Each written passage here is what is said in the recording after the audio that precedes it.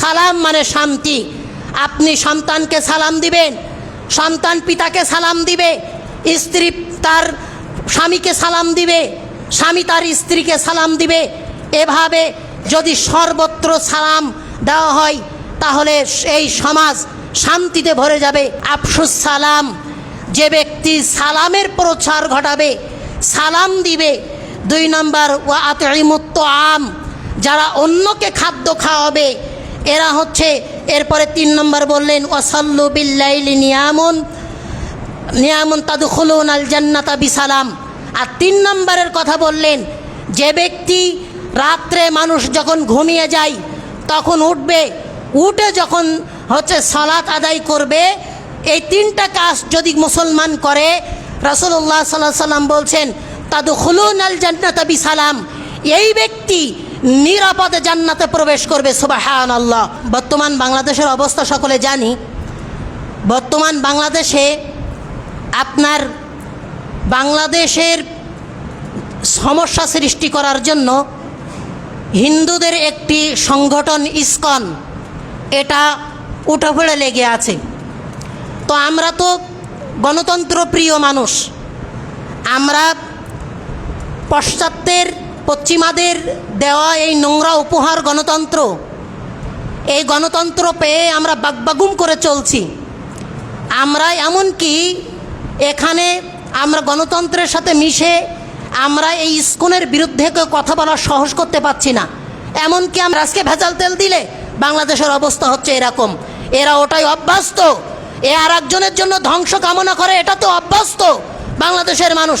ও যখনই বলা হয়েছে বলো আসসালামু আলাইকুম, তোমার উপরে আল্লাহর রহমত বর্ষণ হোক, তখনও খেপে গেছে, বলে না এরা বলবে এটা হলো জঙ্গি।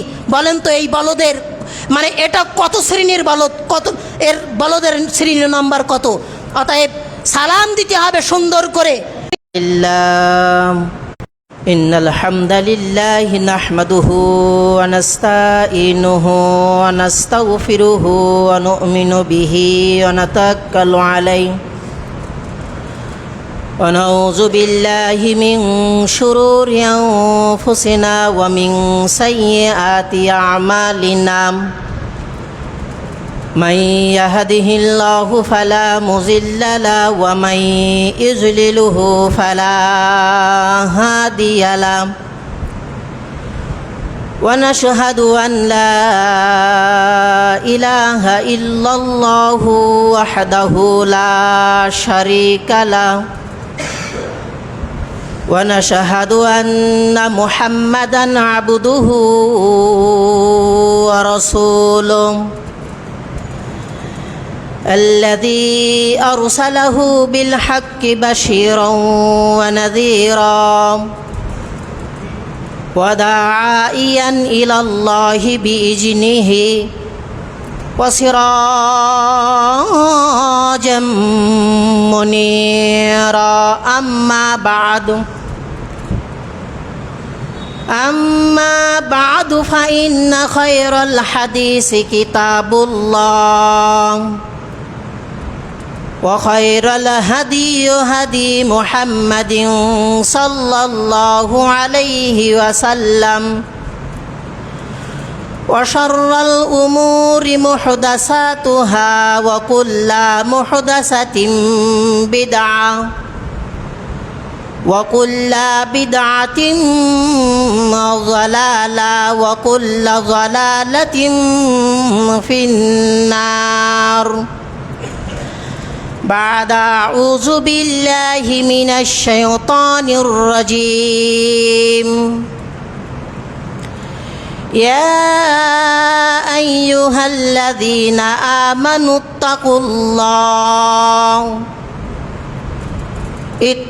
الله حق تقاته ولا تموتن إلا وأنتم مسلمون. يا أيها الناس اتقوا ربكم الذي خلقكم من نفس واحدة وخلق منها زوجها وبث منهما رجالا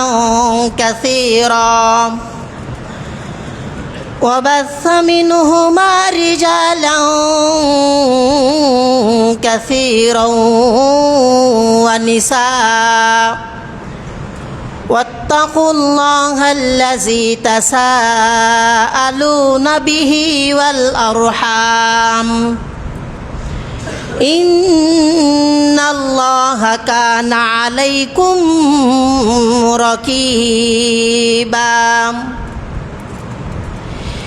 يا أيها الذين آمنوا اتقوا الله وقولوا قولا سديدا يصلح لكم أعمالكم ويغفر لكم ذنوبكم ومن يطع الله ورسوله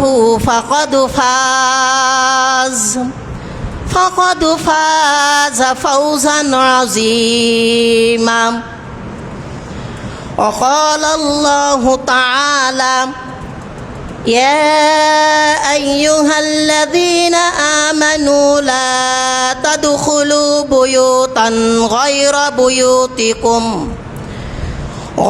بيوتكم حتى تستأنسوا وتصلموا على أهلها ذلكم خير لكم لعلكم تذكرون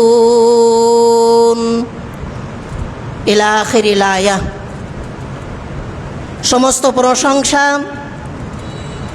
সমস্ত গুণগান সেই মহান প্রতিপালকের জন্য যে মহান প্রতিপালক দীর্ঘ একটি সপ্তাহ পর জুমার দিনে অনেক মানুষের মধ্য থেকে আমাদেরকে বাছাই করে জুমার দিনে নির্দিষ্ট সময়ে মসজিদে এসে সুন্নাতের পর খুতবা শোনার তৌফিক দান করেছেন, সেজন্য আমরা সবাই শুকরিয়া জ্ঞাপন করি, বলি আলহামদুলিল্লাহ। লাখো কোটি দুরুদ ও সালাম বর্ষিত হোক সেই আখির জামানার নবীর প্রতি, যে নবী আগমনের পূর্বে মক্কা মদিনাতে মারামারি কাটাকাটি জেনা ব্যভিচারে ব্যস্ত ছিল,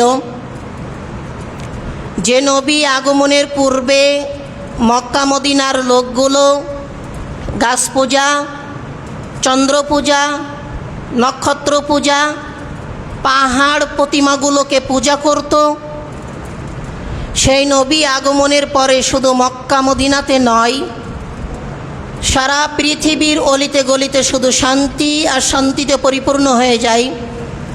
সে আখরি জামানার নবী, নবীগণ শিরোমণি জনাবে সঈদুল মুরসালিন খাতামান নবিয়্যিন, মানব শ্রেষ্ঠের মহামানব, ইসলাম প্রচারের মহানায়ক, নবী মাক্কি, নবী মাদানী, ইমামে শরীফাইন, ইমামে হারামাইন, নবী আহমদ, নবী মুহাম্মদুর রাসূলুল্লাহ সাল্লাল্লাহু আলাইহি ওয়াসাল্লাম। আমরা সকলে বলি আল্লাহুম্মা সাল্লি আলাইহি, আল্লাহুম্মা বারিক আলাইহি। সম্মানিত উপস্থিতি, আমি মহাগ্রন্থ আল কোরআন থেকে একটি আয়াত তেলাওয়াত করেছি, যার আলোকে আজকের জুমার খুতবার বিষয় সমাজে শান্তির অন্যতম মাধ্যম সালাম। এই শিরোনামের উপরে সংক্ষিপ্ত আকারে কিছু কথা বলে আমি আমার জুমার খুতবা শেষ করব ইনশাআল্লাহ। সালাম, সালাম অর্থ হচ্ছে শান্তি। আপনি কাউকে সালাম দিলেন মানে ওই ব্যক্তির জন্য আপনি দোয়া করলেন। একজন ব্যক্তি বলছেন আসসালামু আলাইকুম, অর্থ হচ্ছে আপনার উপর শান্তি বর্ষিত হোক, সুবহানাল্লাহ। আবার আপনি যার জন্য দোয়া করছেন এ দোয়ার উত্তর দিচ্ছে ওয়ালাইকুম আসসালাম ওয়া রাহমাতুল্লাহ, আল্লাহ আপনার উপর শান্তি এবং রহমত বর্ষণ করুক, সুবহানাল্লাহ। দোয়া এটা ইসলামের একটা প্রতীক। সালাম এমন একটি আমল যা একজন মানুষের জন্য, একজন মুসলিমের জন্য আর একজন মুসলিমের এটা হক। রাসূলুল্লাহ সাল্লাল্লাহু আলাইহি ওয়াসাল্লাম বলছেন, তিরমিজির 2736 নম্বর হাদিস, আবু হুরায়রা রাদিয়াল্লাহু তাআলা আনহু বলেন, লিল মুমিনি আলাল মুমিনি সিত্তু খিসালিন, একজন মুমিনের উপরে আরেকজন মুমিনের 6টি হক রয়েছে। এক নম্বর হক হচ্ছে ইয়াউদুহু ইজা মারিদ, যখন একজন মুসলিম অসুস্থ হবে তখন তার সেবা করা, এটাও অসুস্থ ব্যক্তির হক। সুস্থ ব্যক্তির উপরে সুস্থ ব্যক্তি এটা করতে বাধ্য। 2 নম্বর হচ্ছে ওয়ায়াশহাদুহু ইজা মাতা, যখন কোনো মুসলিম মৃত্যুবরণ করবে তার জানাজায় উপস্থিত হতে হবে, এটা মৃত্যু ব্যক্তির হক। 3 নম্বর হচ্ছে ওয়া ইজুবুহু ইজা দাআহু,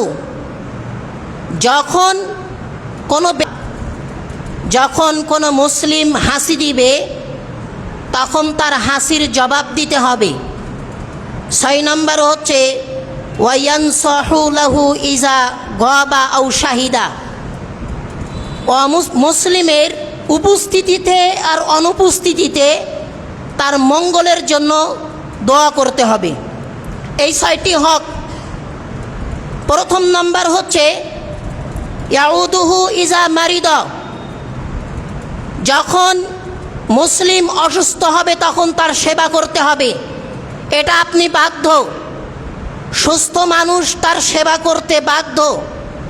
এর বিনিময়ে যদি আল্লাহ তাআলা নেকি দেন তাহলে সেটা আল্লাহ তাআলার ইচ্ছা, আল্লাহ এর বিনিময়ে নেকি দিতে পারেন। রাসূলুল্লাহ সাল্লাল্লাহু আলাইহি ওয়াসাল্লাম বলছেন, মুসলিমের 2559 নম্বর হাদিস,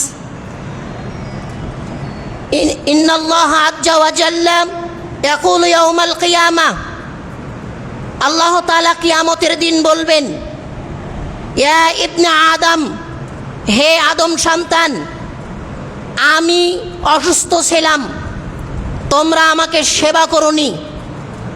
লোক বলবেন যে ইয়া রব্বি, হে আমার প্রতিপালক, কাইফা আউদুকা রব্বুল আলামিন, আমি আপনাকে কিভাবে সেবা করব, আপনি তো সারা জাহানের প্রতিপালক। আল্লাহ সুবহানাহু ওয়া তাআলা বলবেন যে আমার অমুক মুসলিম ব্যক্তি সে অসুস্থ ছিল, তাকে তোমরা সেবা করোনি। তোমরা কি জানো না যে তাকে যদি তোমরা সেবা করতে তাহলে তার কাছেই তোমরা আমাকে পেতে। সুবহানাল্লাহ, আল্লাহ নেকি দিবেন।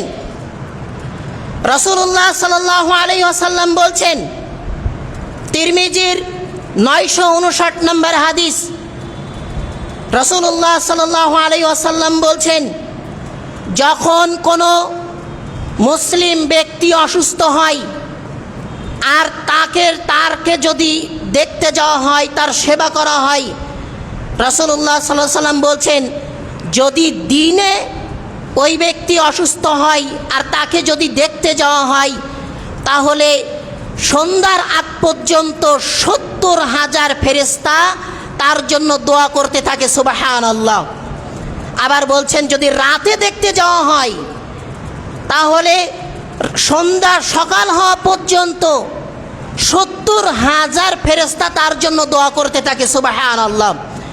এজন্য কোনো মুসলিম ব্যক্তি যদি অসুস্থ হয় তাহলে সুস্থদের হক হচ্ছে তাকে সেবা করা, এর বিনিময়ে আল্লাহ তাআলা নেকি দিতে পারেন।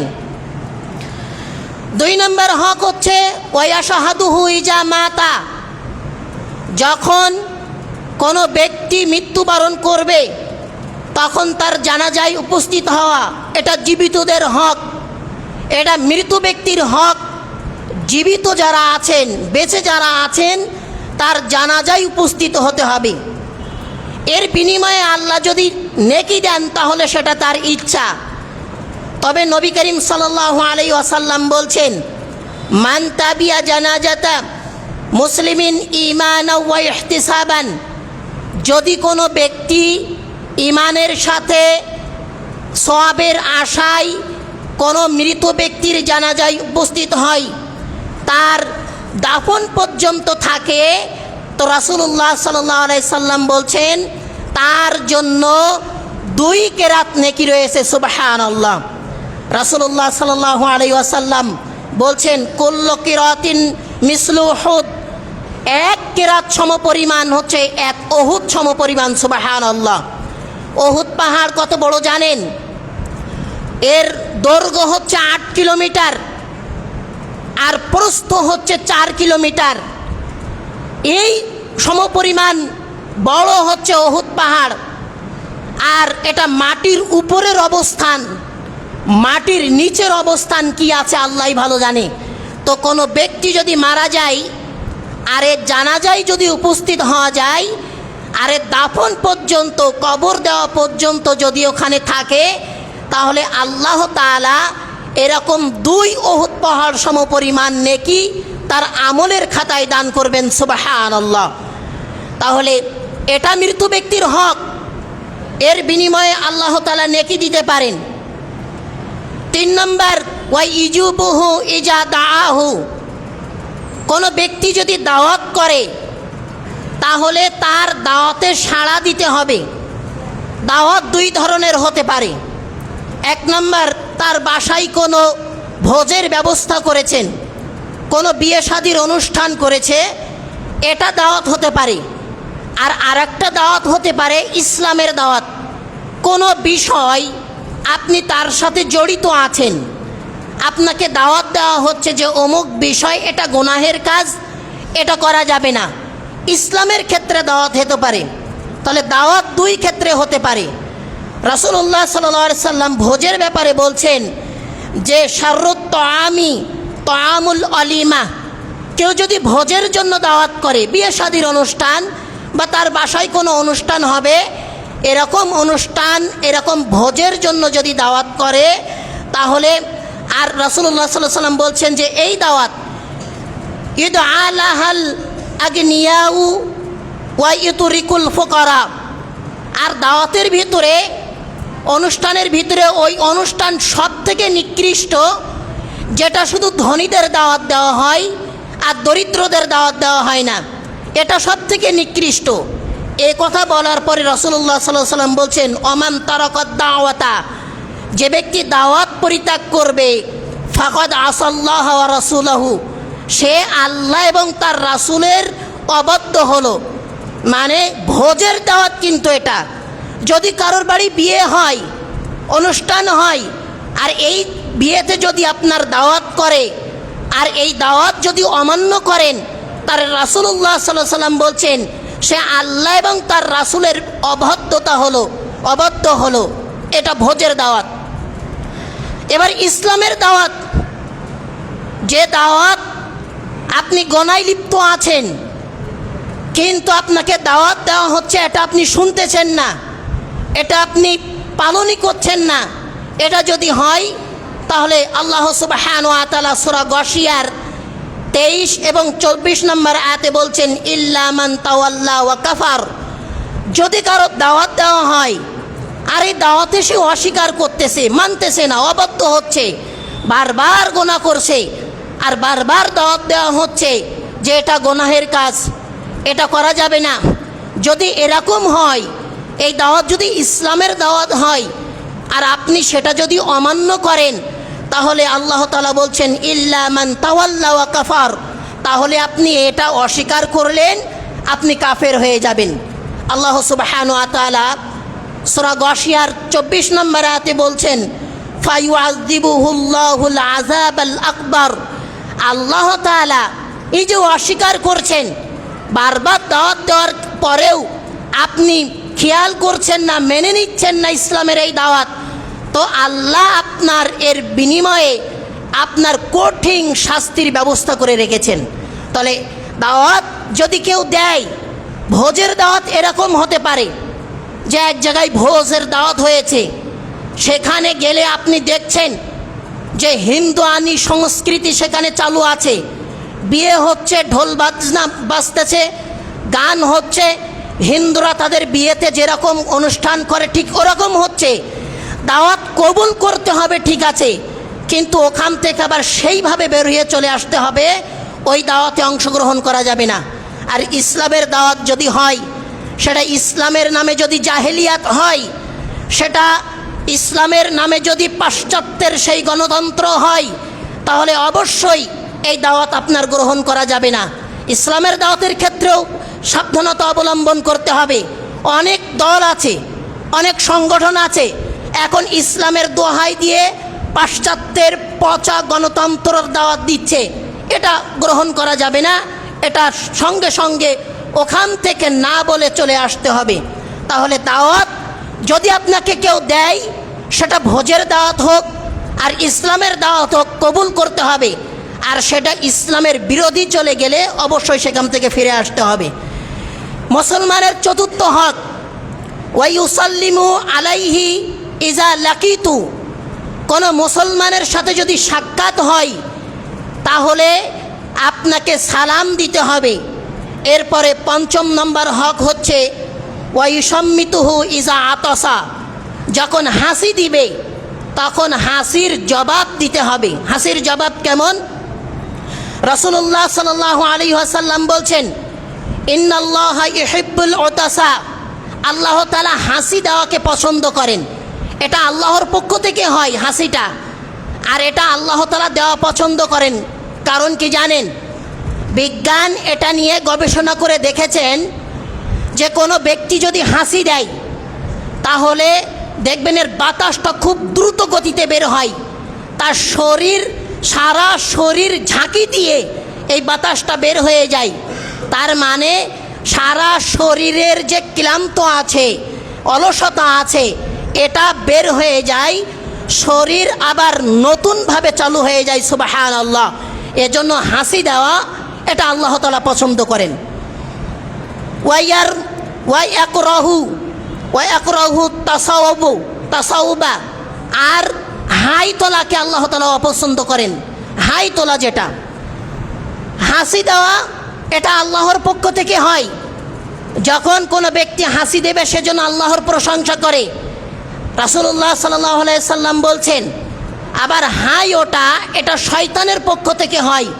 কোনো ব্যক্তি যদি হাই ওঠে তাহলে এটা যেন হাত দিয়ে প্রতিহত করে, এরকমভাবে যেন হাত দিয়ে প্রতিহত করে হাইটা।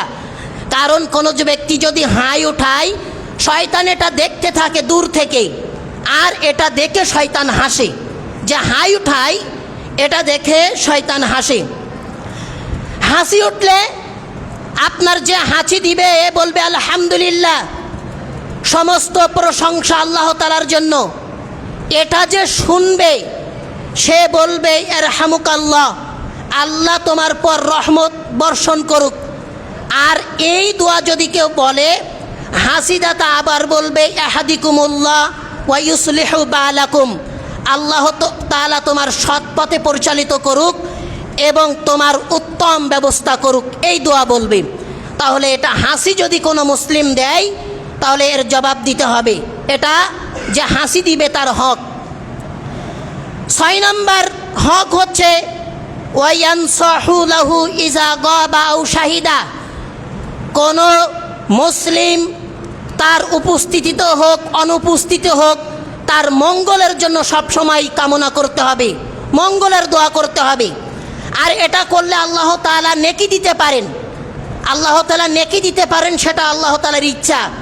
তবে রাসূলুল্লাহ সাল্লাল্লাহু আলাইহি সাল্লাম বলছেন, মুসলিমের 2732 নম্বর হাদিস, রাসূলুল্লাহ সাল্লাল্লাহু আলাইহি সাল্লাম বলছেন, দাওয়াতুল মুসলিমি লি আখিহি, কোনো মুসলমান যদি আপনার অন্য মুসলমানের অনুপস্থিতিতে তার জন্য মঙ্গলের কামনা করে, তো তার মাথার কাছে একজন ফেরেশতা নিযুক্ত করা হয়। এরপরে ওই ব্যক্তি যদি তার জন্য কল্যাণের দোয়া করে তাহলে ফেরেশতা বলে আমিন, তোমার উপরেও এই দোয়াই থেকে যাক। মানে আপনি যার জন্য কল্যাণের দোয়া করছেন, এই দোয়া ফেরেশতাও আপনার জন্য করতেছে। সুবহানাল্লাহ। এজন্য মুসলমান এর হক হচ্ছে সে আপনার সামনে থাকুক আর পিছনে থাকুক, তার মঙ্গলের জন্য দোয়া করতে হবে। তার গীবত করা যাবে না, তার পরনিন্দা করা যাবে না, বরং তার জন্য মঙ্গলের জন্য তার দোয়া করতে হবে। বলছিলাম মুসলমানের জন্য 6টি হক এক মুসলমানের উপরে অন্য মুসলমানের। এর 4 নম্বর হক হচ্ছে ওয়ায়ুসাল্লিমু আলাইহি ইজা লাকিতু। কোনো মুসলমানের সাথে যদি দেখা হয় তাহলে তাকে সালাম দিতে হবে, এটা মুসলমানের হক। তাকে সাক্ষাতের সাথে তাকে সালাম দিতে হবে। সালাম এটা শান্তি। একটা সালাম দিবেন, আপনি সাতক্ষীরায় এক জায়গায় দাঁড়িয়ে আছেন রাত 3টার সময়, আর একজন লোক ঢাকা থেকে এসে নেমেছে, কেউ নাই, আপনি দাঁড়িয়ে আছেন। লোকটি মনে করছে ছিনতাইকারী কিনা, ও আমাকে গেলে ধরবে কিনা, সব কেড়ে নেবে কিনা। তখন আপনি তাকে সালাম দেন যে আসসালামু আলাইকুম ওয়া রাহমাতুল্লাহ। এটা দেন, আল্লাহ আপনার উপর শান্তি বর্ষণ করুক। দেখবেন যে ওই ব্যক্তি আপনার কাছে চলে আসবে, তার অন্তরে যে ভয় ছিল এই ভয় কেটে যাবে। এর নাম হচ্ছে সালাম। সালাম এটা ইসলামের প্রতীক। ইসলামের প্রতীক হচ্ছে সালাম, যা সব জায়গায় সর্ব অবস্থায় যে কোনো পরিস্থিতিতে মানুষ মানুষকে দিতে পারে। আপনারা অন্যভাবে দেখবেন যে মানুষ গুড মর্নিং বলে, গুড ইভিনিং বলে, বিভিন্ন ভাষায় বিভিন্ন করে।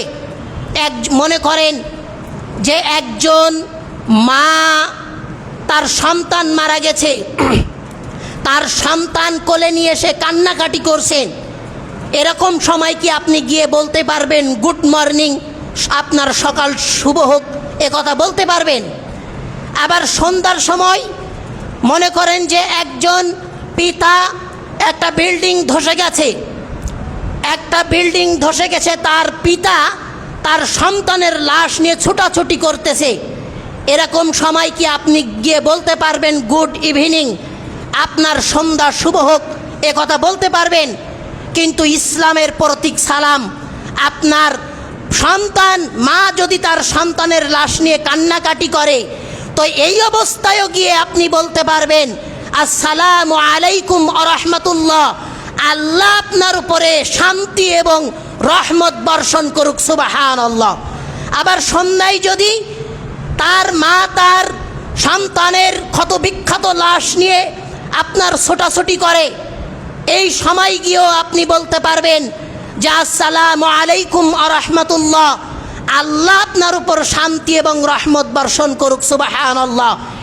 এর নাম সালাম। সব সময় আপনি যে কোনো অবস্থায়, যে কোনো পরিস্থিতিতে আপনি এই সালাম দিতে পারবেন। এটা হচ্ছে ইসলামের প্রতীক। সালাম এটা হচ্ছে মানবের মুখ থেকে প্রথম ভাষা। আল্লাহ সুবহানাহু ওয়া তাআলা, এটা বুখারীর 3326 নম্বর হাদিস, রাসূলুল্লাহ সাল্লাল্লাহু আলাইহি ওয়াসাল্লাম বলছেন, মানবের মুখ থেকে প্রথম যে ভাষা বের হয়েছে এটা হচ্ছে সালাম। আল্লাহ তাআলা আদম আলাইহিস সালামকে সৃষ্টি করলেন। আদম আলাইহিস সালামকে সৃষ্টি করে বললেন যে তুমি ফেরেশতাদের কাছে যাও, গিয়ে তাদেরকে সালাম দিবে। এই সালামের উত্তর যেটা দিবে এটা মনোযোগ সহকারে শুনবে। এই সালাম এবং সালামের উত্তর তোমার সন্তানদের জন্য থেকে যাবে। আদম আলাইহিস সালাম ফেরেশতাদের কাছে যাচ্ছেন, মুখ থেকে সর্বপ্রথম কথা বের করবেন। আদম আলাইহিস সালাম তার মুখ থেকে সর্বপ্রথম কথা বের করবেন, আর সেটা হচ্ছে আসসালামু আলাইকুম, এই কথা বের করলেন। সুবহানাল্লাহ। ফেরেশতারা উত্তর দিলেন ওয়া আলাইকাস সালাম ওয়া রাহমাতুল্লাহ, তোমার উপরে শান্তি, আর একটু বাড়িয়ে বললেন রহমত বর্ষণ করুক। এটা মানবের মুখ থেকে প্রথম যে বাক্য বের হয়েছে এটা হচ্ছে সালাম। আল্লাহ সুবহানাহু ওয়া তাআলা দুনিয়াতে যাদেরকে অভিবাদন জানান, যাদেরকে সংভাষণ জানান, তাদেরকে আল্লাহ তাআলা সালাম প্রেরণ করেন। সুবহানাল্লাহ। তার মানে এটা আল্লাহ তাআলার ভাষা। জিবরাইল আলাইহিস সালাম আসলেন রাসূলুল্লাহ সাল্লাল্লাহু আলাইহি সাল্লামের কাছে। রাসূলুল্লাহ সাল্লাল্লাহু আলাইহি ওয়াসাল্লামের কাছে এসে তিনি বলছেন যে খাদিজা রাদিয়াল্লাহু তাআলা আনহা আপনার ঘরে আসতেছেন, তার কাছে পাত্র আছে যার ভিতরে খাদ্য বা পানীয় আছে। সে আপনার ঘরে যখন আসবে তখন আপনি তার বলে দিবেন যে প্রতিপালকের পক্ষ থেকে এবং আমি জিবরাইল আমার পক্ষ থেকে তার জন্য সালাম। সুবহানাল্লাহ। তার মানে এটা আল্লাহ তাআলার ভাষা। এই সালাম এটা হচ্ছে আল্লাহ তাআলার ভাষা। সালামের গুরুত্ব কতটুকু?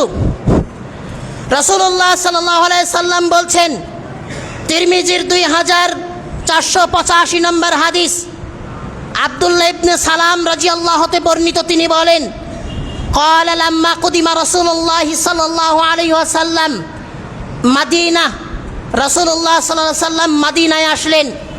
সাহাবীরা বলতে লাগলেন, কুদিমা রাসূলুল্লাহ সাল্লাল্লাহু আলাইহি সাল্লাম, রাসূলুল্লাহ সাল্লাল্লাহু আলাইহি সাল্লাম এসেছেন। কুদিমা রাসূলুল্লাহ সাল্লাল্লাহু আলাইহি ওয়াসাল্লাম, রাসূলুল্লাহ সাল্লাল্লাহু আলাইহি সাল্লাম এসেছেন। ফাজিতু ফিন নাসি লিআনজুরা ইলাইহি, আব্দুল্লাহ ইবনে সালাম বলেন যে আমি রাসূলুল্লাহ সাল্লাল্লাহু আলাইহি সাল্লামকে দেখতে গেলাম। এরপরে দেখে তাকে দেখলাম, তার চেহারা দেখলাম। তার চেহারা দেখার পরে লাইসা বি ওয়াজিহি কাজ্জাবিন, তার চেহারা দেখে মিথ্যাবাদীর চেহারা মনে হয়নি। মানে রাসূলুল্লাহ সাল্লাল্লাহু আলাইহি সাল্লাম তো দ্বীনের দাওয়াত দিতেন। কেউ বলতো কবি, কেউ বলতো জাদুকর। তো আব্দুল্লাহ ইবনে সালাম তখনও ইসলাম গ্রহণ করেনি। তিনি একজন পণ্ডিত ছিলেন, অমুসলিমদের একজন পণ্ডিত ছিলেন। তিনি আল্লাহর নবীর চেহারা দেখলেন। আল্লাহর নবী যখন মক্কা থেকে মদিনায় গেলেন, চেহারা দেখে বললেন যে এটা মিথ্যাবাদীর চেহারা হতে পারে না, মিথ্যাবাদীর চেহারা এটা হতে পারে না। এরপরে ওয়াকানা আউওয়ালা শাইইন তাকাল্লামু বিহি, আল্লাহর নবী দাঁড়ালেন। তিনি প্রথম কথা বলছেন আফশুস সালাম, তোমরা সালামের প্রসার ঘটাও। মক্কা থেকে মদিনায় গিয়ে আল্লাহর নবী সর্বপ্রথম যে দাওয়াতটা দিয়েছেন সেটা হচ্ছে আফশুস সালাম। ইয়া আইয়ুহান নাস, হে মানুষ সকল, আফশুস সালাম, তোমরা সালামের প্রচার ঘটাও, বেশি বেশি সালাম দাও। এরপরে বলছেন ওয়া আতঈমুত তাআম, অন্যকে খাদ্য খাওয়াও। এরপরে বলছেন 3 নম্বর ওয়াসাল্লুন নাসি নিয়ামুন তাদখুলুনাল জান্নাতা বিসালাম, আর মানুষ যখন রাতে ঘুমিয়ে যায় তখন তুমি সালাত আদায় করো, নিরাপদে তুমি জান্নাতে প্রবেশ করতে পারবে। সুবহানাল্লাহ। মক্কা থেকে মদিনায় গিয়ে এ কথা বললেন। সর্বপ্রথম সালামের কথা আল্লাহর নবী বললেন। নবী করিম সাল্লাল্লাহু আলাইহি ওয়াসাল্লাম বলছেন, এটা মুসলিমের 54 নম্বর হাদিস, আবু হুরায়রা রাদিয়াল্লাহু তে বর্ণিত, তিনি বলেন, নবী করিম সাল্লাল্লাহু আলাইহি ওয়াসাল্লাম বলছেন, লা তাদখুলুল জান্নাতা হাত্তা তুমিনুন, তোমরা ততক্ষণ পর্যন্ত জান্নাতে প্রবেশ করতে পারবে না যতক্ষণ না পর্যন্ত তোমরা ঈমানদার হবে। এরপরে বলছেন ওয়ালা তুমিনু হাত্তা তাহাব্বু, তোমরা ততক্ষণ পর্যন্ত ঈমানদার হবে না যতক্ষণ না পর্যন্ত তোমরা একে অপরের ভালোবাসবে। আল্লাহর নবী কথা বললেন, আওয়ালা আদুল্লুকুম আলা শাইইন ইযা ফাআলতুমুহু তাহাবাবতুম, সাহাবীগণ, আমি কি তোমাদের এমন একটা আমলের কথা বলে দিব না যেটা করলে তোমাদের মাঝে ভালোবাসা সৃষ্টি হয়? সেটা হচ্ছে রাসূলুল্লাহ সাল্লাল্লাহু আলাইহি ওয়াসাল্লাম বলছেন আফশুস সালাম বাইনাকুম, তোমরা পরস্পরে সালাম প্রচার করো। সুবহানাল্লাহ। রাসূলুল্লাহ সাল্লাল্লাহু আলাইহি ওয়াসাল্লাম বললেন বেশি বেশি সালাম দিবে, মানে এক মুসলমান আর এক মুসলমানের সাথে মহাব্বত সৃষ্টি হবে। আর মহাব্বত সৃষ্টি হলে সে পাক্কা ইমানদার হয়ে যাবে। আর পাক্কা ইমানদার হলে আল্লাহ তাআলা তাকে জান্নাতে দিয়ে দিবেন। সুবহানাল্লাহ। এজন্য সালামের প্রচার ঘটাতে হবে, বেশি বেশি সালাম দিতে হবে। আব্দুল্লাহ ইবনে ওমর রাদিয়াল্লাহু তাআলা আনহু বলেন, একজন ব্যক্তি আসলেন আল্লাহর নবীর কাছে। আল্লাহর নবীর কাছে এসে বলছেন, আইয়ুল ইসলামি খায়রুন, ইসলামের ভিতরে কোন কাজটি সবচেয়ে পছন্দনীয়, কোন কাজটি সবথেকে ভালো? নবী করিম সাল্লাল্লাহু আলাইহি ওয়াসাল্লাম বললেন যে ক্বালা তুতিউত তাম, অন্যকে খাদ্য খাও, ওয়া তাকরাউস সালাম আলা মান আরাফতা ওয়া মান লাম তারিফ, এবং পরিচিত অপরিচিত সকলকে সালাম দাও। নবী করিম সাল্লাল্লাহু আলাইহি ওয়াসাল্লাম ইসলামের ভালো কাজ বলছেন যে পরিচিত যারা আছে, অপরিচিত যারা আছে সকলকে সালাম দিতে হবে। আল্লাহর নবী বললেন, কিয়ামত ততদিন সংগঠিত হবে না, মানে কিয়ামতের আলামতের কথা আল্লাহর নবী উল্লেখ করছেন। আল্লাহর নবী উল্লেখ করতে গিয়ে বলছেন, কিয়ামত তখন সংগঠিত হবে যখন দেখবে মানুষ পরিচিত ব্যক্তিদেরকে সালাম দিচ্ছে আর অপরিচিত ব্যক্তিদেরকে সালাম দিচ্ছে না, মনে করবে তখন কিয়ামত সংগঠিত হবে। এজন্য পরিচিত যারা আছে, অপরিচিত যারা আছে তাদেরকে সালাম দিতে হবে। তবে রাসূলুল্লাহ সাল্লাল্লাহু আলাইহি ওয়াসাল্লাম বলছেন, লা তাবদাউ ইয়াহুদা ওয়ান নাসারা বিসালাম, তোমরা ইহুদি এবং নাসারাদেরকে সালাম দিও না। অপরিচিতদেরকে সালাম দিতে গিয়ে ইহুদি এবং নাসারাদেরকে সালাম দেওয়া যাবে না। আমরা চিনব কীভাবে? মুসলমানদের একটা চিহ্ন আছে, দেখলেই বোঝা যায় যে এটা মুসলমান। হ্যাঁ, ভারতের শিখরাও দাড়ি রাখে, কিন্তু তাদের দাড়ি রাখার স্টাইল দেখলে মনে হবে যে না, এটা হয় ইহুদি, নাই খ্রিস্টান, নয় অমুসলিম। আর মুসলমানের চিহ্ন আছে, তার দেখলেই বোঝা যাবে এটা মুসলিম, তাহলে এদেরকে সালাম দিতে হবে। আনাস বিন মালিক রাদিয়াল্লাহু তাআলা আনহু বলছেন যে ইজা সাল্লামু আলাইকুম আহলুল কিতাব, যদি তোমরা তো ইহুদি খ্রিস্টানদেরকে সালাম দিবে না, অমুসলিমদেরকে তোমরা আগে সালাম দিবে না, তারা যদি তোমাদেরকে আগে সালাম দেয় তাহলে ফাকালু, তোমরা বলবে ওয়ালাইকুম, তোমাদেরও তাই হোক। কারণ ইহুদি খ্রিস্টানরা, আহলে কিতাব যারা আছে, অমুসলিম যারা আছে, এরা সালাম দেয় আসসালামু আলাইকুম, মানে তোমার ধ্বংস হোক, তোমার মৃত্যু হোক, তোমার ক্ষতি হোক, এটা তারা বলে। আর আল্লাহর নবী শিখিয়ে দিচ্ছেন, তারা যদি সালাম দেয় তাহলে অবশ্যই তারা তোমাদের মৃত্যু কামনা করবে, তাতে কোনো সন্দেহ নাই। তোমরা বলবে ওয়ালাইকুম, তোমারও তাই হোক, এটা তোমরা বলে দিবে। আল্লাহর নবী শিখিয়ে দিচ্ছেন, ইহুদিরা, খ্রিস্টান ও মুসলিমরা মুসলমানদের ভালো চায় না। আমরা গত কিছুদিন আগে দেখেছি কোন এক সুনামধন্য বিশ্ববিদ্যালয়ের সুনামধন্য প্রফেসর, তিনি বলছেন যে আমরা আগে সালাম দিতাম আসসালামু আলাইকুম, তোমার মানে এটা দিতাম, এখন নাকি আবার বলতে হবে, তিনি বলছেন এখন নাকি আবার বলতে হবে আসসালামু আলাইকুম, এভাবে নাকি বলতে হবে। তো তিনি কথা উল্লেখ করে বলছেন, যারা বলবে আসসালামু আলাইকুম তাদেরকে তারা জঙ্গি বলে উল্লেখ করেছেন, সেই সুনামধন্য প্রফেসর। আর তার ভাষা, আগে আমরা যেভাবে সালাম দিতাম আসসালামু আলাইকুম, এটা তার কাছে মানে জায়েজ আছে, এটা তার কাছে ঠিক।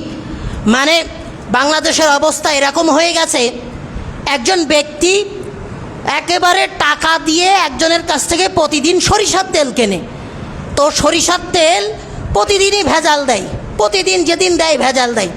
তো এরকম একদিন এসেছে, আসার পরে ও যখন টাকা দিয়ে তেল কিনতেছে তখন দোকানদার বলতেছে যে না, এ আমার কাছে প্রতিদিন আসে, সব সময় আসে এবং লগতে টাকা দিয়ে তেল কিনে নিয়ে যায়।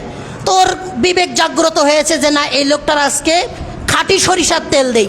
ও যেই খাঁটি সরিষার তেল দিয়েছে, নকল তেল আর খাঁটি তেল দুই তেল বাসায় গিয়ে বুঝতে পেরেছে, তখন দোকানদারের সাথে এসে সে হট্টগোল ঝগড়া করা শুরু করে দিয়েছে যে আমার প্রতিদিন খাঁটি তেল দাও, আর আজকে তোমার কাছ থেকে নিয়মিত কিনি, টাকা দিয়ে কিনে। সহি শুদ্ধভাবে সালাম প্রদান করতে হবে। সালাম কখন দিবেন? সালাম কখন দিবেন? রাসূলুল্লাহ সাল্লাল্লাহু আলাইহি ওয়াসাল্লাম বলছেন, ইন্না আউওয়ালান নাসি বিল্লাহি মান বাদাআহুম বিসসালাম, আল্লাহর কাছে ওই ব্যক্তি প্রিয় যে ব্যক্তি সর্বপ্রথম সালাম দেয়। রাসূলুল্লাহ সাল্লাল্লাহু আলাইহি সাল্লাম বলছেন যে আসসালামু ক্বাবলাল কালাম, কথা বলার পূর্বেই সালাম দিবে। নবী করিম সাল্লাল্লাহু আলাইহি সাল্লাম বলছেন, আদাবুল মুফরাদ 986 নম্বর হাদিস, নবী করিম সাল্লাল্লাহু আলাইহি সাল্লাম বলছেন, যদি কোনো ব্যক্তি তোমার কাছে আসে কথা বলার জন্য, আর সে যদি কথা বলার শুরুতে সালাম না দেয়, তাহলে তাকে কথা বলার অনুমতি দিও না। কথা বলার পূর্বে সালাম দিতে হবে। এমন এক জায়গায় আসছে, মনে করেন আপনি সালাম দিয়েছেন, এমন হট্টগোল গণ্ডগোল বেঁধে গেছে, আপনি সেখানে গিয়েছেন, একেবারে আসসালামু আলাইকুম ওয়া রাহমাতুল্লাহ, আল্লাহ আপনার উপরে শান্তি এবং রহমত বর্ষণ করুক, এ কথা ঢুকেই আপনি প্রবেশ করেছেন। আর আল্লাহ তাআলা যদি এটা কবুল করে নেয়, তাহলে দেখবেন মুহূর্তের মধ্যে ওই অশান্ত সমাজ শান্তিতে পরিপূর্ণ হয়ে যাবে। সুবহানাল্লাহ। এজন্য আমরা সালাম দিব, কথা বলার পূর্বেই সালাম দিব। আর যদি কেউ কথা বলতে আসে আর কথা বলার আগে যদি সালাম না দেয়, তাহলে আমরা কথা বলার তার অনুমতি দিব না।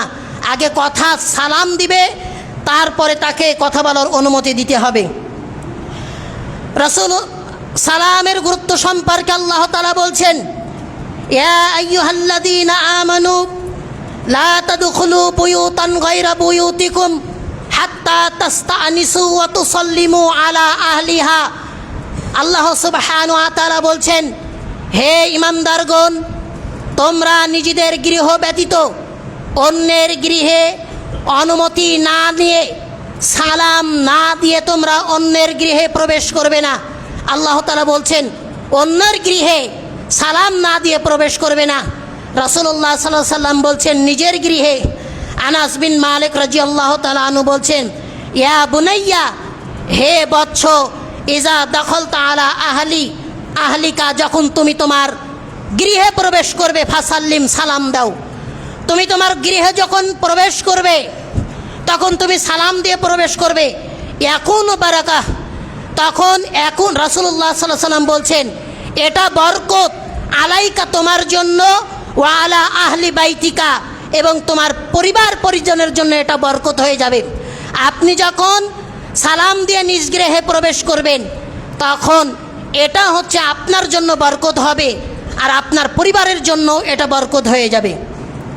রাসূলুল্লাহ সাল্লাল্লাহু আলাইহি ওয়াসাল্লাম বলছেন, মুসনাদে আহমদের 16363 নম্বর হাদিস, রাসূলুল্লাহ সাল্লাল্লাহু আলাইহি ওয়াসাল্লাম বলছেন, 3 শ্রেণীর মানুষ আছে যারা সব সময় আল্লাহর জিম্মায় থাকবেন। 3 শ্রেণীর মানুষ আছেন যারা সব সময় আল্লাহর জিম্মায় থাকবেন। তারা যদি বেঁচে থাকে, তাহলে আল্লাহর পক্ষ থেকে তাদের জন্য রিজিক বরাদ্দ হবে, আল্লাহর পক্ষ থেকে তারা রিজিক প্রাপ্ত। আর তারা যদি মারা যান, তাহলে আল্লাহ তাআলা তাদের জান্নাতে দিয়ে দেবেন। সুবহানাল্লাহ। তার 1 নম্বর হচ্ছে যারা আল্লাহর পথে থাকে, আল্লাহর রাস্তায় যারা কাজ করে, আল্লাহর দ্বীনের জন্য যারা কাজ করে, এরা হচ্ছে 1 নম্বর। এরা যদি বেঁচে থাকে, তো এদের জন্য রিজিক বরাদ্দ হবে। আর এরা যদি মারা যায়, তাহলে আল্লাহ তাআলা এদেরকে জান্নাতে দিয়ে দিবেন। 2 নম্বর কথা বলছেন, 2 নম্বর হচ্ছে যারা মসজিদে গমন করে, যারা মসজিদের সাথে যাদের সম্পর্ক আছে, যারা জোহরের সালাত আদায় করে আসরের সালাতের জন্য আবার মসজিদে যাওয়ার চিন্তা ভাবনা করে, এরকম লোক, এরা যদি হচ্ছে এরা বেঁচে থাকে, তাহলে রিজিক পাবেন। আর মরে গেলে আল্লাহ তাআলা তাদেরকে জান্নাতে দিয়ে দিবেন। 3 নম্বর শ্রেণীর কথা বললেন, যে যারা সালাম দিবে, যারা সালামের প্রসার ঘটাবে, একে অপরের সালাম দিবে, পরিচিতি অপরিচিতি সকলকে সালাম দিবে, তাদেরকে তারা আল্লাহর জিম্মায় রয়েছেন। তারা যদি বেঁচে থাকে, তাহলে তাদের রিজিক বরাদ্দ হবে। আর তারা যদি মারা যায়, তাহলে আল্লাহর পক্ষ থেকে তারা যদি মারা যায়, তাহলে আল্লাহ তাআলা তাদেরকে জান্নাতে দিবেন। রাসূলুল্লাহ সাল্লাল্লাহু আলাইহি ওয়াসাল্লাম বলছেন, সালাম হচ্ছে জান্নাতি আমল, সালাম হচ্ছে জান্নাতীদের আমল, জান্নাতীদের আমল হচ্ছে সালাম। রাসূলুল্লাহ সাল্লাল্লাহু আলাইহি ওয়াসাল্লাম বলছেন, আবু হুরায়রা রাদিয়াল্লাহু তাআলা আনহু বলেন, নবী করিম সাল্লাল্লাহু আলাইহি ওয়াসাল্লাম বলছেন যে এই সালাম হচ্ছে জান্নাতীদের আমল, কয়েকটি কাজ করলে সে ব্যক্তি জান্নাতে যাবে। রাসূলুল্লাহ সাল্লাল্লাহু আলাইহি ওয়াসাল্লাম তার ভিতরে 1 নম্বর বললেন। তাহলে সালাম এটা জান্নাতীদের আমল। আব্দুল্লাহ ইবনে ওমর রাদিয়াল্লাহু তাআলা আনহু বলেন, নবী করিম সাল্লাল্লাহু আলাইহি ওয়াসাল্লাম বলছেন যে উবুদুর রহমান, তোমরা রহমানের ইবাদত করো, ওয়া আফশুস সালাম, এবং সালামের প্রসার ঘটাও। এরপর বলছেন ওয়া আতিমুত তাম, এর লোক অন্যকে খাদ্য খাওয়াও। তিনটা আমলের কথা বললেন। এ কথা বলে এরপরে আল্লাহ নবী বলছেন যে তাদখুলুল জান্নাহ, এই তিনটা কাজ যদি করো তাহলে তোমাদের জান্নাতে যাবে। সুবহানাল্লাহ। তাহলে সালাম এটা জান্নাতীদের আমল। আসুন আমরা সালাম দেই। রাসূলুল্লাহ সাল্লাল্লাহু আলাইহি সাল্লাম বলছেন, একজন মুসলিম ব্যক্তির সাথে যদি সাক্ষাৎ হয় আর সাক্ষাৎ হওয়ার পরে তাকে সালাম দিবে, এরপরে যদি আবার আড়াল হয়ে যায় শাজারাতুন গাছের, জিদারুন দিয়ালের, হাজারুন পাথরের, এই সমস্ত বস্তুর যদি আড়াল হয়ে যায়, এরপরে আবার যদি সাক্ষাৎ হয় ঘুরে, তাহলে আবার তাকে সালাম দাও, কারণ আমার সালাম দিছে, পরবর্তী আবার সালাম দিবে। তাহলে সালাম এটা হিংসা দূর করে দেয়। এটা এই অশান্তির সমাজে যদি আবার শান্তি ফিরে আনতে হয়, তাহলে আমাদের একটা গুরুত্বপূর্ণ আমল হচ্ছে বেশি বেশি সালাম প্রদান করা। আমরা সালাম প্রদান করব, স্বামী স্ত্রীদের সালাম দিব, স্ত্রী স্বামীকে সালাম দিব, পিতা সন্তানের সালাম দিবে, সন্তান পিতাকে সালাম দিবে। সর্বত্র যদি এরকম মানুষ সালাম দেয়, অশান্তির সমাজ আবার শান্তিতে ভরে যাবে। এই দোয়া যদি কবুল হয়ে যায়, সালাম এটা একটা দোয়া, এই দোয়া যদি কবুল হয়ে যায়, আল্লাহ তাআলা সেখানে শান্তি বিরাজ করবেন। আসুন আমরা বেশি বেশি সালাম দেই, বেশি বেশি সালাম দেই। আল্লাহ তাআলা আমাদের সকলকে এই জান্নাতি একটা আমল সালাম দেওয়া, এটা এই আমল যেন আমরা সবাই করতে পারি। আল্লাহ তুমি আমাদের সকলকে সেই তৌফিক দান করো। সকলে বলি আল্লাহুম্মা আমিন। ওয়া আখিরু দাওয়ানা আলহামদুলিল্লাহি রাব্বিল আলামিন।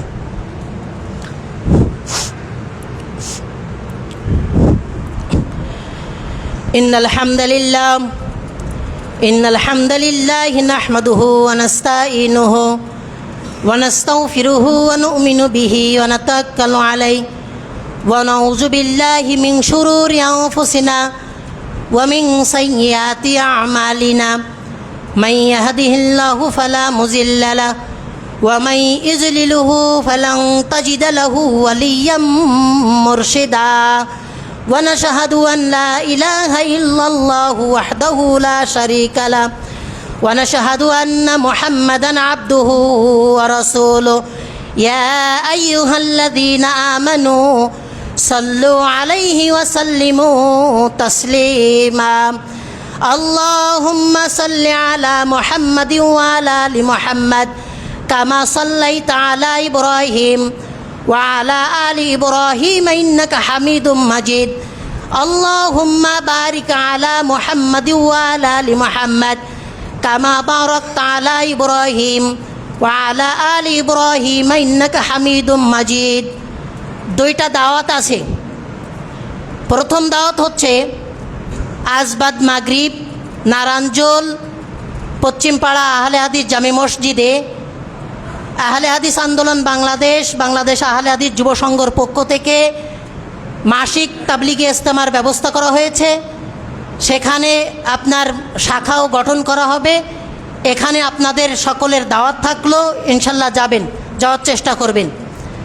আর দ্বিতীয় নম্বর দাওয়াত হচ্ছে আমরা ইসলামী দল বরঞ্চ আরও হিন্দুদের অনুষ্ঠানে যাচ্ছি, সেখানে টাকা বরাদ্দ করতেছি, সেখানের মাল সামানা খেয়েও আসতেছি, কিন্তু ইসকনের বিরুদ্ধে কোনো কথা বলার ক্ষমতা নেই। কারণ পাশ্চাত্যের দেওয়া নোংরা উপহার, এই উপহার পেয়ে আমরা গ্যাস ট্যাবলেটের মতো বিষাক্ত ইসকনের বিরুদ্ধে কথা বলতে পারছি না। কথা বলেছেন বাংলাদেশের কিছু ওলামা, আমরা জানি। আহলে হাদিস আন্দোলন বাংলাদেশের মহতারাম আমিরে জামাত প্রফেসর ডক্টর আসাদুল্লাহ আল গালিব এবং হেফাজত ইসলামের আমির দুজন, এরা হিন্দুদের একটা জঙ্গি সংগঠন ইসকন, এই ইসকনের বিরুদ্ধে কথা বলায় তারা প্রকাশ্যভাবে এই দুইজন ব্যক্তিকে হত্যার হুমকি দিয়েছে। এটা হচ্ছে বাংলাদেশ আহলে হাদিস আন্দোলন বাংলাদেশের মহতারাম আমিরে জামাত প্রফেসর আসাদুল্লাহ আল গালিব স্যারকে প্রকাশ্য হত্যার হুমকি দিয়েছে। তারই প্রতিবাদ স্বরূপ আগামী মঙ্গলবার সাতক্ষীরা জেলার পক্ষ থেকে বিকাল 3টায় শহীদ আব্দুর রাজ্জাক পার্কে এখানে আমরা তারই প্রতিবাদ স্বরূপ যে সরাসরি হত্যার হুমকি দিয়েছে, অথচ আমাদের কারোর গণতন্ত্রের সাথে আমরা যারা জড়িত আছি তাদের কারোর কোনো বলার ক্ষমতা নেই। এই বর্তমান সরকারের কাছে আমরা এখান থেকে আবেদন করব, অতি দ্রুতই এই মানে বিশৃঙ্খলা সৃষ্টিকারী হিন্দুদের জঙ্গি সংগঠন ইসকন, এদের অতি দ্রুতই এদের নিষিদ্ধ ঘোষণা করা হয়। আমরা আগামী মঙ্গলবার শহীদ আব্দুর রাজ্জাক পার্ক থেকে বিকাল 3টায় শুরু হবে। আমাদের ইমানি দায়িত্ব আমাদের এখানে যাওয়া এবং জঙ্গি সংগঠন ইসকনের বিরুদ্ধে তাদের বিরুদ্ধে প্রতিবাদ গড়ে তোলা, এটা আমাদের ইমানি দায়িত্ব। আমরা সকলে এখানে যাব ইনশাল্লাহ, এবং ইসকনের যে বাংলাদেশে নিষিদ্ধ করতে হবে এই প্রতিবেদন আমরা সরকারকে জানাবো ইনশাল্লাহ। আমরা সকলে যাওয়ার চেষ্টা করব। রব্বির হামহুমা কামা রব্বায়ানি সগীরা, রব্বির হামহুমা কামা রব্বায়ানি সগীরা, রব্বির হামহুমা কামা রব্বায়ানি সগীরা। আল্লাহুম্মা ইন্নী আউযু বিকা মিন আযাবিল কবরি ওয়া আযাবি জাহান্নাম ওয়া মিন ফিতনাতিল মাসিহিদ দাজ্জাল ওয়া মিন ফিতনাতিল মাহইয়া ওয়াল মামাত। আল্লাহুম্মা ইগফির লিহাইয়িনা ওয়া মাইয়িতিনা ওয়া শাহিদিনা ওয়া গায়িবিনা ওয়া সগীরিনা ওয়া কাবীরিনা ওয়া যাকারিনা ওয়া উনসানা। আল্লাহুম্মা মান আহইয়াইতাহু মিন্না ফাহইহি আলাল ইসলাম ওয়া মান তাওফাইতাহু মিন্না ফাতাওয়াফাহু আলাল ঈমান। আল্লাহুম্মা লা তাহরিমনা আজরাহু ওয়া লা তাফতিমনা বা'দা। আল্লাহুম্মা ইগফির লাহা ওয়ারহামহা ওয়াআফিহা ওয়াআফু আনহা ওয়া আকরিম নুজুলাহা ওয়া ওয়াসি মাদখালাহা ওয়াগসিলহা বিল মাই ওয়াস সালজি ওয়াল বারাদ ওয়া নাক্কিহি মিনাল খাতায়া কামা ইউনাক্কা সাওবুল আবিয়াজ মিনাদ দানাস ওয়া আবদিলহা দারান খায়রাম মিন দারিহি ওয়া আহলান খায়রাম মিন আলিহি ওয়া যাওজান খায়রাম মিন জাওজিহি ওয়াদখিলুহাল জান্নাহ ওয়াদখিলুহুমুল জান্নাহ ওয়াইযুহু মিন আযাবিল কবরি ওয়া মিন আযাবিন নার ওয়াইযুহুম মিন আযাবিল কবরি ওয়া মিন আযাবিন নার। সুবহান রাব্বিকা রাব্বিল ইজ্জাতি আম্মা ইয়াসিফুন ওয়া সালামুন আলাল মুরসালিন ওয়ালহামদুলিল্লাহি রাব্বিল আলামিন। ইকামিস সালাহ।